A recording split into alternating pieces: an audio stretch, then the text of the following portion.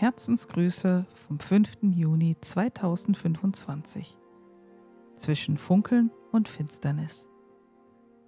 Hallo ihr Lieben. Der Tag begann mit Hoffnung und endete mit einer Warnung. Alles, was man sich aufbaut, ist zugleich Einladung und Zielscheibe. Und manchmal liegt zwischen freundlicher Geste und gezücktem Gewehr nur ein Wimpernschlag. Geschenke und Raids. Mein Weg führte mich erneut nach Beresino. Das Lager dort überraschte mich. Das Zelt war gefüllt, sogar ein weiteres war dazugekommen. Ich erkannte sofort die Handschrift der Beresino Boys. Bitwalker und Bitwanted, vielleicht auch das Girl darunter. Doch noch bevor sich die Freude richtig setzen konnte, kam die Nachricht im Funk. Raid. Ein Überfall. Ihr geliebter schwarzer Gunther, den sie sich mühsam zusammengesammelt hatten, der ohne Motorhaube, fehlte. Und das nur am 3. Tag nach dem Wipe. Die Sachen lagen lieblos am Boden, kein Respekt vor den Habseligkeiten anderer, keine Spur von Gewissen, nur Gier und Zerstörungswut. Tauschen, um zu bauen. Zurück in Prigorodki traf ich von Bausch mit seinem roten Saka, der mir großzügig 40 Nägel überließ, als Tausch für eine LKW-Batterie. Naja, was heißt Tausch? Es war mehr ein Freundschaftsdienst. Damit konnte ich endlich die erste Wand errichten und das Autozelt aufbauen und er sich seinen LKW flott machen. Es war nicht viel, aber es fühlte sich an wie ein Schritt in Richtung Schutz. Der rote Saka stand ihm gut und ich erinnerte mich noch an die vergangene Season und die wilden Geschichten von Hoffnung, die am Ende auch in seinen Händen gelandet war. Hoffentlich hatte er mit diesem Auto mehr Glück.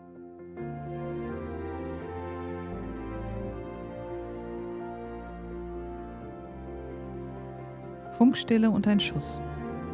Während ich in Tschernogorsk am Krankenhaus unterwegs war, um Medikamente zu besorgen, meldete sich Pinky über Funk und verstummte kurz darauf.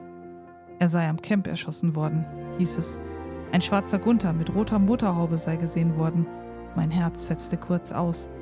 Waren es die gleichen, die Beresino geplündert hatten? War das der Gunther der Beresino Boys und dem einen Girl? Ich kehrte vorsichtig nach Prigorodki zurück, mit wild schlagendem Herzen. Aber alles war ruhig. Niemand war mehr dort. Nur die sterblichen Überreste von Pinky und verstreute Medikamente. Ich bestattete meinen treuen Freund und verräumte die Medizin. Anschließend sah ich vom Rohbau aus noch den LKW am Camp vorbeifahren. War es schon von Bausch oder eine andere Gruppe, Fraktion? Egal, da sie nicht hielten, beschloss ich die Zeit zu nutzen und zu angeln. Zurück am Camp traf ich etwas später auf ein Bambi. Sein Name? Funkelnagelneues Bambi. So stellte er sich zumindest vor. Ich musste schmunzeln. Steff nannte er sich dann auf Nachfrage. Mit PH im Gegensatz zu seinem Freund Steff mit F. Also beschloss ich, ihn PH zu nennen.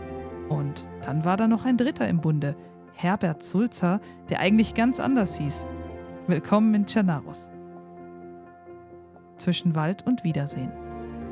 Da Black Lion von seinem Posten aus ein herannahendes Fahrzeug meldete, zögerte ich nicht. Es konnten wieder die Typen von vorhin sein. Ich rief PH zu mir und wir zogen uns in den Wald zurück. Geduckt, leise, verborgen. Kaum waren wir außer Sichtweite, kamen schon die ersten Schüsse. Schritt für Schritt arbeiteten wir uns nach Elektrosawodsk vor und ich fühlte mich an die Mission Operation Snowtrack erinnert, die ich mit Krawallküken, Sydney, Jay, Hikaru, dem blauen Bob, Plüschkugel und Krio absolviert hatte.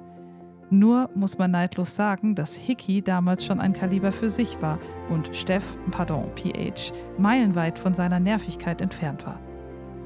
Im Gegenteil, er kooperierte so gut es ging und wir kamen sicher am Ziel in Elektrosawodsk an. Dort trafen wir schließlich seine Freunde, erleichtert, dankbar, lebendig. Unsere Wege trennten sich mit einem Lächeln und dem Versprechen, vorsichtig und in Kontakt zu bleiben. Eine Hose, ein Zeichen.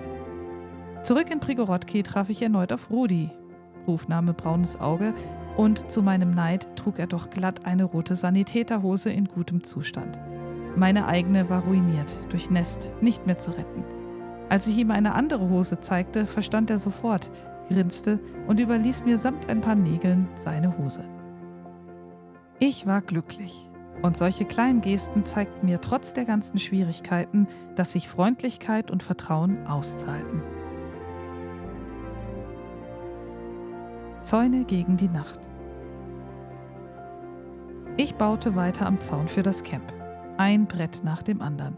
Nicht nur aus Holz, sondern auch aus Hoffnung. Denn ich wusste, wir würden ihn brauchen. In der Nacht trafen noch 2 weitere Gäste, darunter auch Whisky-Mixer ein, die versorgt wurden. Zum Schluss: Es war ein Tag, der viel von uns nahm, aber auch zeigte.